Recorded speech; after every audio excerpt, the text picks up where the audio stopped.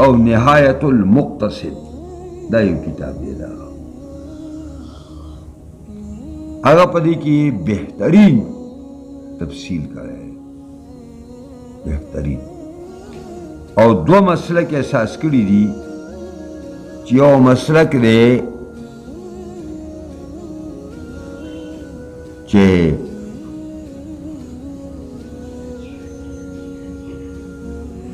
په عوامو باندې اسانی راوستل په عوامو باندې اسانی راوستل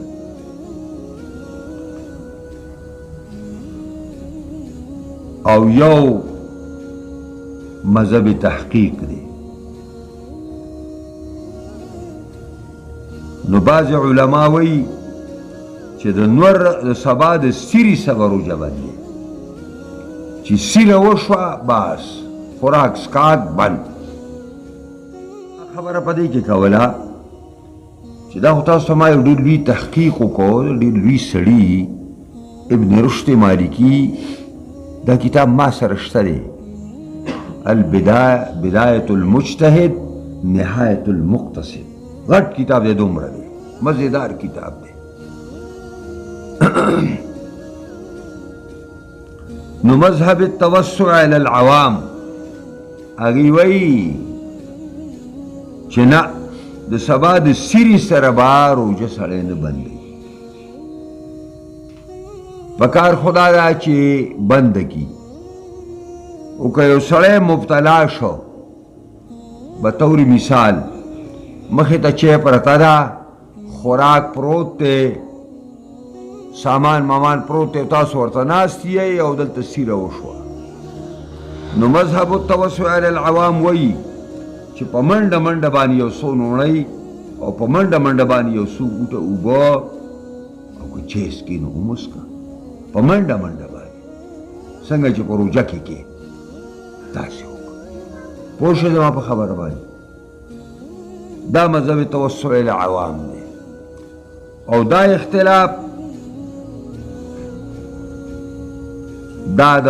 صحابو د زمانې نه شروع دی الی یومنا صحابه کرامو کې ابوبکر صدیق رضی الله تعالی عنہ پیشمنی کوي یو بل ملګری راغی چې منظر نه ځي منظر ټیم دی هغه ورته وایي که پیشمنی دې نه کړی راشه ما زه پیشمنی وکړه او که نه دا ور در پورې کړه پوهېږئ په دې باندې دا ور در پورې کړه او د دې ګڼ نظایر د صحابو په زمانه کې دا پراته دي او د هغې وجه دا ده چې حتی تبین لکم تبین ټکی راغلی سره روان دی او تبین دې ته وایي چې دا سبا ښه ښکاره شي او د ښه ښکاره کېدلو هم دا معنا ده چې په دې کناره د اسمان کې خور شي خو عام طور سره په دې سړی نه کوي چې همیشه وروستو راپاسي او په دغه وخت کې کوي دا موږ د مبتلا لپاره خبره کوو چې داسې یو سړی مبتلا شو چې هر څه خولې مخې ته پراته دي او سیره وشوه نو شته دی دا توسع علی العوام مسلک چې دی صحابه پکې شامل دي علي رضی الله تعالی عنه یو ځل د سهار لمونځ وکړو ایوه بانګ سره لمونځ کوو چې راووتو نو ویل که د خلکو لعنتان نه وی نو اوس د پېشمني ټیم دی اوس د پېشمني ټیم پوهېږي پرې باندې او نیتن معنا دا ده چې نیت به ورسره اوم کوي نیت به ورسره اوم کوي ځکه وایي كتب عليكم الصيام كما كتب على الذين من قبلكم لعلكم تتقون الله مومنان ته خوشخبری بیانوي چې داسې نه ده چې ټول عمر به روژې نیسئ ایاما معدودات دا روژې په تاسو باندې شمېرلې شوې ورځې دي د شمار اور شی چې د شمار شي نو ډېر زر ختمېږي فمن کان منکم مریضا او علی سفر فعدة من ایام اخر وعلى الذين يطيقونه فدية طعام مسكين فمن تطوع خيرا فهو خير له وأن تصوموا خير لكم إن كنتم تعلمون. سوک چنا تاسو نه بیمار وي مومنانو کې یا په سفر باندې روان وي نو روجه دي اخري، دي ته اجازت دی روجه دي اخري.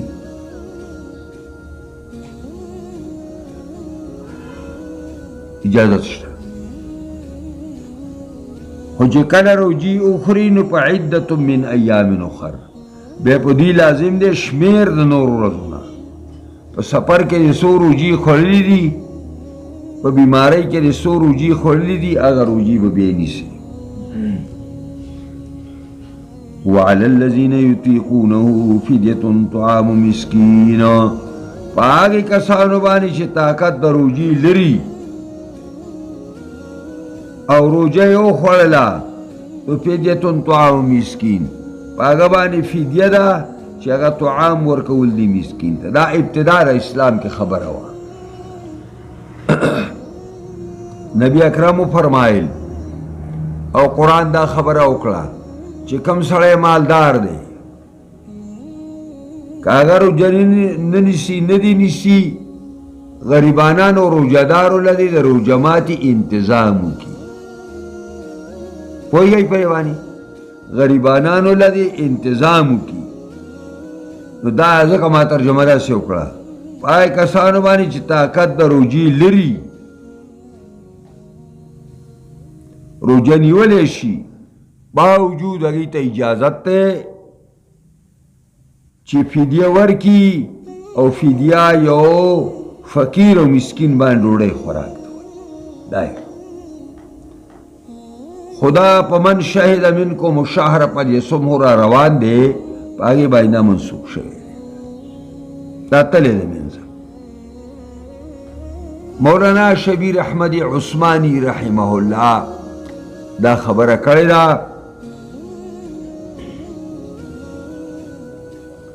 چې دا اوس هم داسې زایغین باطل پرس پیران شته چې هغې خپلو موریدانو سرمایدارو ته وایي چې روجي نیسئ، روجي مه نیسئ او فدیه ورکوئ. دا د جهالت انتها ده. دا حکم خو دا حکم پاتې شوی دی. بله ترجمه د دې دا ده وعلى الذين يطيقونه، په هغه کسانو باندې چې طاقت د روجې لري او روجې ونیوله نو فدیة طعام مسکین، په ده باندې لازمه ده فدیه چې هغه طعام دی مسکین ته. سرسایه ترېنه ثابته شوه، سرسایه به وله ورکې. څنګه به تاسو خطبې ویلې چې منځ روجه دی د اسمان لاندې ویزان غواړه پزم د رحمان. دا دې مولیان نه منځ روجه دی د اسمان لاندې ویزان غواړه پزم د رحمان. نو دا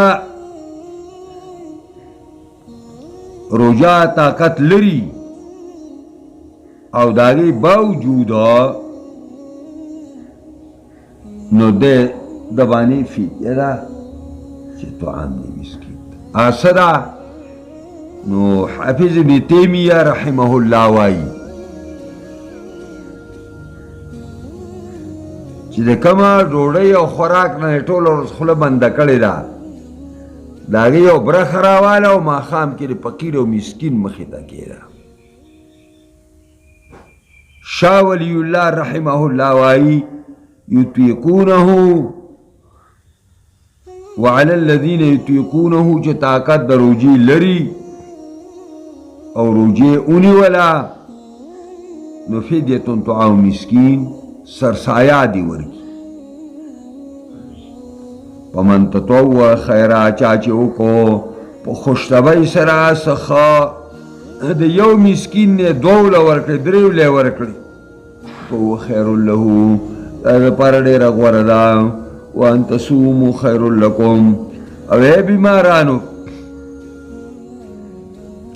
اے مسافر کو روجنی سی دا د لډیره غوړه ده داګي وجه دا ده چې البلیة اذا عمت سهلت مصیبت چې عامي نو آسانی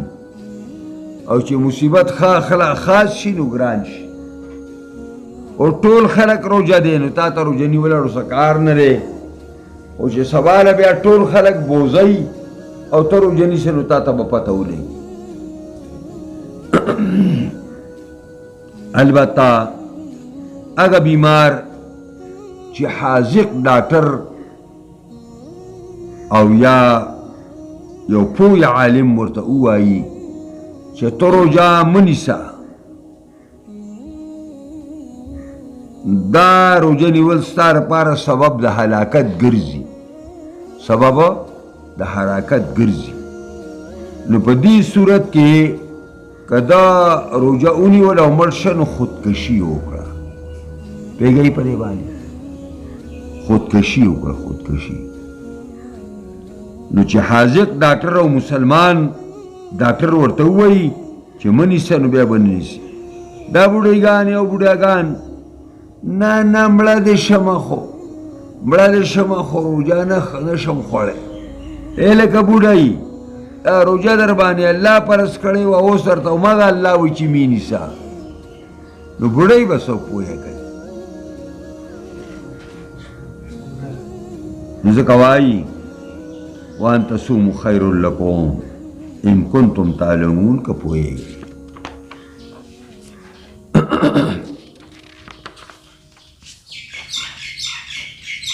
شهر رمضان الذي انزل فيه القرآن هدى للناس وبينات من الهدى والفرقان فمن شهد منكم الشهر فليصمه ومن كان مريضا أو على سفر فعدة من أيام أخر يريد الله بكم اليسر ولا يريد بكم العسر ولتكملوا العدة ولتكبروا الله على ما هداكم ولعلكم تشكرون دا اللہ فرمائی دا روجی ایام معدودات تی نو پا میاش کال کے خود 12 میاشتی دی کنا دا کم میاشتا نو شهر رمضان الذي انزل فيه القرآن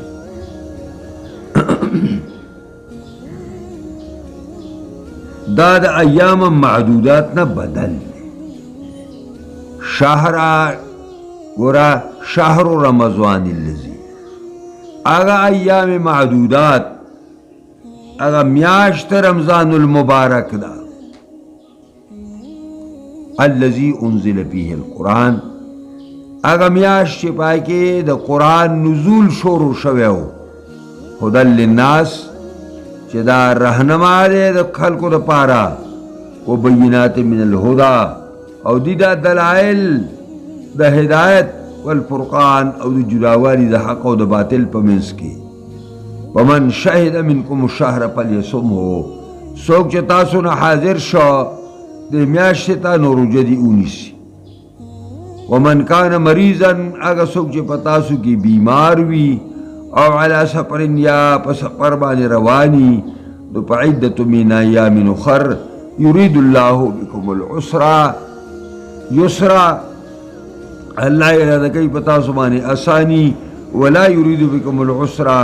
او نه اراده کوي په تاسو باندې تنګستګي ولې تکمل العده دې لپاره چې شمار کوي تاسو مکمل کوي تاسو شمار ولې تکبروا الله علی ما هداکم او دې لپاره چې تاسو لوی بیان کوي د الله په هغه طریقه چې تاسو ته ښوونه کړې ده ولعلکم تشکرون او دې لپاره چې تاسو د الله د نعمتونو قدر وکړئ نو شهر رمضان دا دغه میاشت رمضان د رمض نه دی دا اصل کې ګرمۍ ته وایي نو دام د ګرمۍ په ورځو کې فرض شوی وه نو ځکه د رمضان نوم ورته کېښودی شو او بیا دای هغه صفتونه دي او شان دی د دې چې هغه رمضان چې قرآن پکې شروع شوی دی. دا شروع زه ځکه وایم چې دا یو سوال پیدا کېږي چې قرآن مجید خو رسول الله صلی الله علیه وسلم ته به 30 کاله کې راغلی او دلته چې په رمضان کې نازل شو. نو د هغې معنا دا ده چې ابتدا د نزولي په رمضان کې شو. ٹھیک شو؟ یا دا معنا ده چې د لوح محفوظ نه الله تعالی را واغیسته او بیت العزت پاړو د موږ ته نږدې اسمان کې یو د عزت کور دی په هغې کې کېښوده او بیا به جبریل چې د څونه د پیغمبر به ضرورت و څونه به د پیغمبر ضرورت و نو هغه به یې راغیسته هغه به یې راوړه نبي کریم صلی الله علیه وسلم ته به یې پېښ کړو. دا به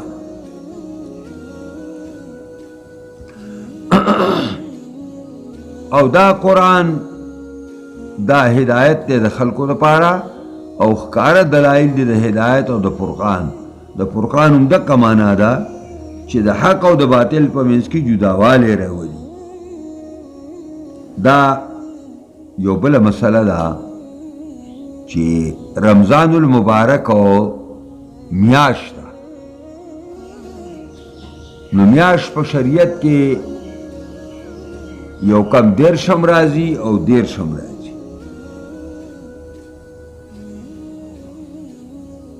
نو کله کله به یو کم 13 روزي او کله به 13 روزي.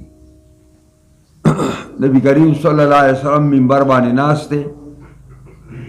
صحابو ته تقریر کوي نو ورته ویل چې الشهر هکذا الشهر هکذا وهکذا وهکذا لس او لس او لسو شو.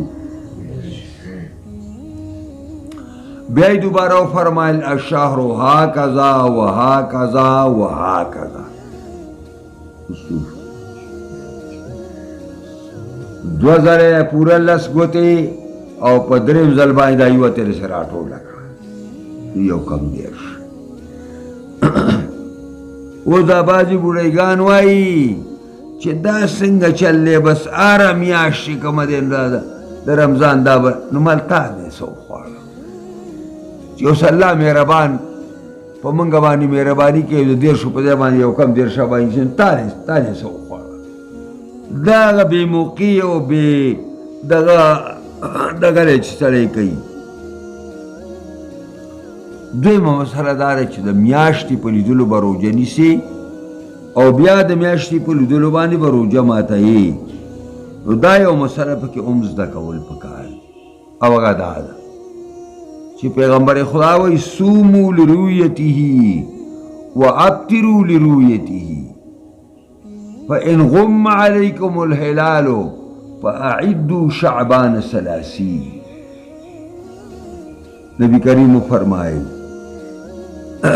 تاسو روژه نیسئ چې کله میاشت ووینئ نو روژه کوي او چې بیا میاشت ونه نو اختر کوي. څومره سیده ساده خبره ده، څومره اسانه خبره ده. مونږ په چخچو بندکو باندې میاشتې راوباسو او د دې لپاره چې روژه هم د ټیم نه مخکې شروع کړو او دې لپاره چې اختر هم مونږ د دې ټیم نه مخکې وکړو. که دا بې تکلفه خبرې څنګه چې الله او د الله رسول فرمایي چې صوموا لرؤیته وابتروا لرؤیته فإن غم علیکم الهلال، که دا شعبان میاشت په تاسو باندې پټه شوه نو فأعدوا شعبان 30، بیا د مخکې میاشتې 13 ورځې پوره کوي بیا روژه شو. او د غم معنا دا ده چې وریځ ده، ګرد و غبار دی، څه وجه ده میاشت نه ښکاره کېږي. دا بله خبره شو.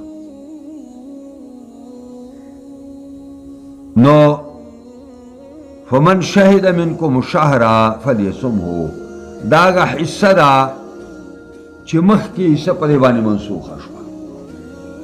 وعلى الذين يطيقونه فدية طعام مسكين په دې باندې منسوخ شوی چې څوک هم تاسو نه میاشتې ته حاضر شو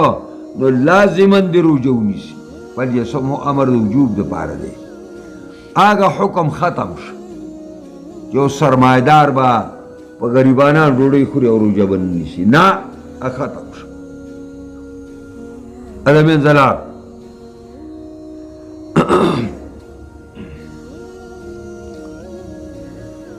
ومن كان مريضا او على سفر فعدة من ايام اخرى څوک چې ستاسو نه بي اوس دا لاس کوو چې د ناسخ سره د منسوخ سره دا الفاظ ذکر شوي نو د ناسخ سره دوباره ذکر کوو ځکه چې دا چېرته سوال پیدا نه شي دا خبره منسوخه شوې ده نو وایي ومن کان مریضا څوک چې بیمار وي او علی سفر یا په سفر رواني نو لازم او روژه وخوړه نو لازم دي په دې باندې من ایام اخرى شمیر پوره کول د نور ورځونه یرید الله بكم اليسر اراده کوي الله په تاسو اساني نه اراده کوي په تاسو باندې تنګستګي ولتکملوا العده دې لپاره چې شمار پوره کوي د روژو ولتکبروا الله على ما هداكم او دې لپاره چې تاسو د الله رب العزت الله رب العزت لوی بیان کوي په هغه طریقه چې تاسو ته ښوونه کړې ده ولعلکم تشکرون او دې لپاره چې تاسو د الله تعالی د نعمتونو شکریا ادا کړئ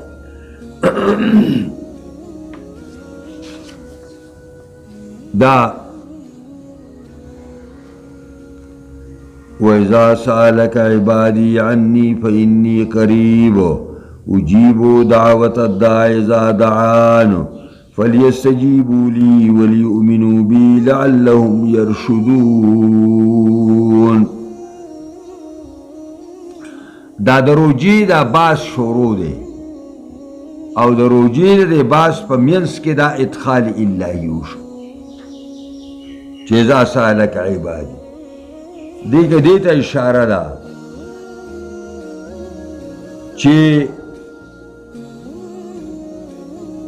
روژه کې دعاګانې الله تعالی قبلوي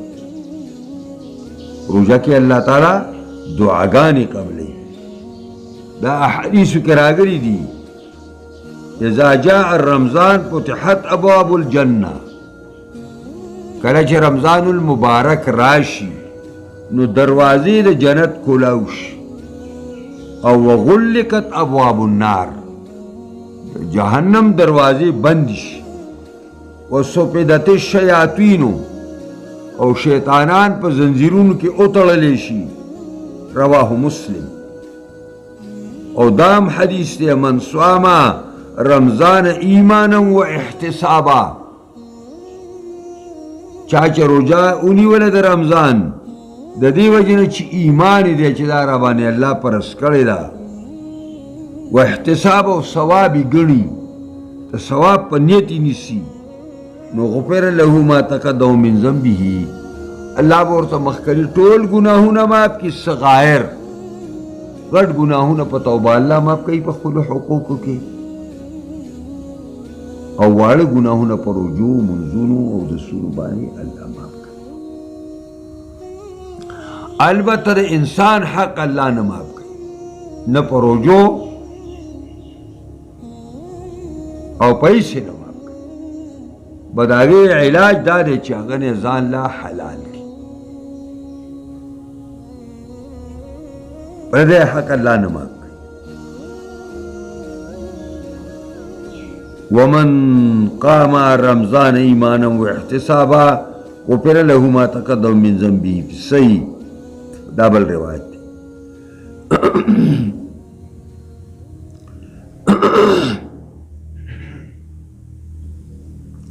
نو مختلف روایات راغلي دي چې وللصائم فرحتان فرحة عند إفطاره وفرحة عند لقاء الله عز وجل د روژهدار دپاره دو خوشحالۍ دي یو خوشحالي هغه ده چې کله دی روژه ماتوي نو که سوکړک او ساګ درته پروت دا بل وخت کې پولاو دونه خوند نه کوي لکه چې کوي دا خو موږ لیدلی دی دقه سره پیغمبر خدا په دې خبره کې هم شک نشته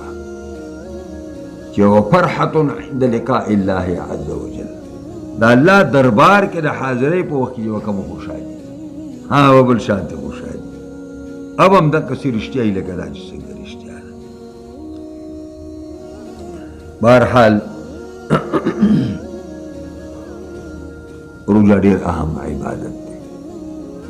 ډېر اهم عبادت دی دونه اهم عبادت دی چې کله روژهدار څه حساب کتاب وشي او دوی جنت ته ځي نو د ریان دروازې نه به دوی ته اعلان کېږي دی خوا راځئ ریان هغه ګیټ دی د جهنم د جنت چې پای کې به اوبه ملاویږي چې هغه سړی او ځل اوس کې بیا به نه تګېږي دا به اعلان به ورته دای کېږي دی خوا راځه دی خوا راځه دی خوا راځه بهرحال وإذا سألك عبادي کله چې تانا تپوس کوي پیغمبره عبادي زما بندگان عني زمنګا زما په باره کې تپوس دا سره راغلی دی چې اقریب ربنا آیا زمنګ رب موږ ته نږدې دی چې پټې پټې خبرې ورسه وکړو ام بعید ننادیه او کله زمونږ رب لرې دی چې موږ په زوره زوره ورته راوکړو نو جواب راغی ای زما تپوس کوي ستانه بندگان زما په باره کې فإني قریب ووایه زه نږدې یم بندګانو ته اجیب دعوت الداعی قبلهم دعا کوونکي اذا دعانی کله چې ما رابلي نو دا چې کله الله تعالی انسان وایي ای الله نو الله فورا جواب ورکوي ولې بنده او بیا قبلول دې کې کله ټیم تېرېږي یاره خوله مې ستړې شوه او بس سوال نه قبلېږي نو هغې کې ټیم وي موسی علیه السلام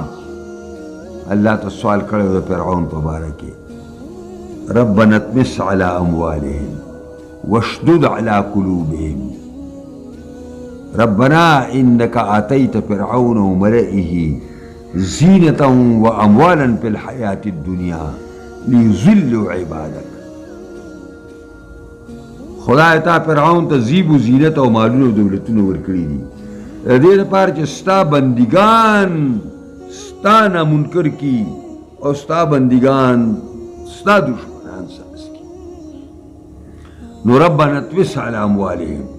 الله پر مال باندې هلاکت راولي واشدد على قلوبهم دارونه نورم سخت کې چې ستاره عذاب مستحق شي سلوح کاله پرې کوي تیر شي تفسیری روایات دي فلیستجیبوا لي نو پس قبول دیو کې دا خلک زما د پاره زما خبره دی اومني وَلِيُؤْمِنُوا بِإِيمَانِ دې راوړي په ما باندې لعلهم يرشدون دې لپاره چې دوی سمه لار ومومي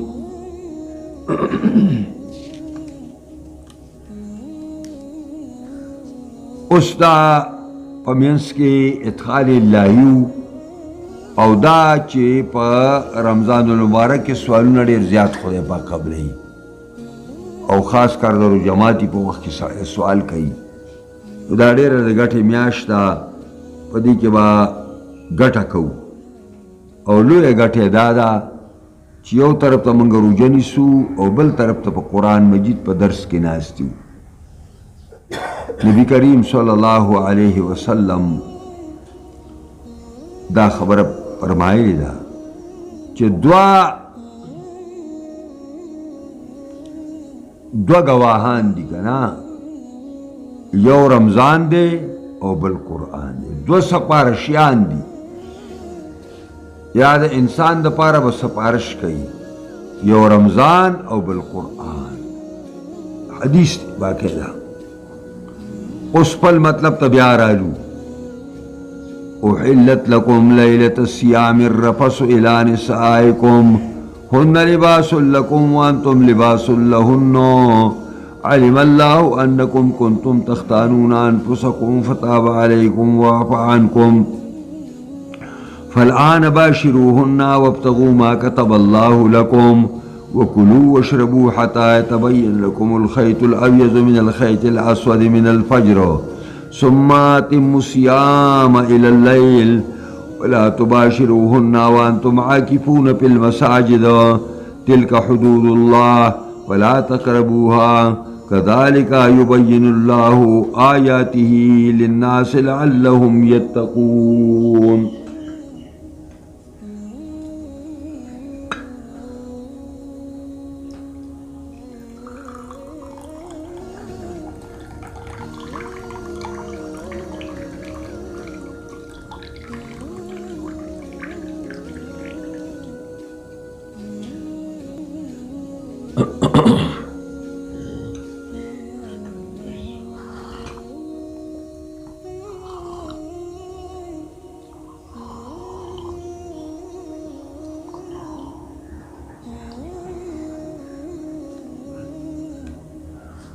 دا حلال کړی شوي د ستاسو لپاره په شپه د روجو کې الرفسو الی نسائکم نزدېکت ستاسو بیبیانو ته هن لباس لکم دا زنانه ستاسو جامې دي وانتم لباس لهن او تاسو د دې زنانو جامې یئ علم الله انکم کنتم تختانون انفسکم پویا والله چې تاسو وی خیرات گریم کوله په خپلو ځانونو فتاب علیکم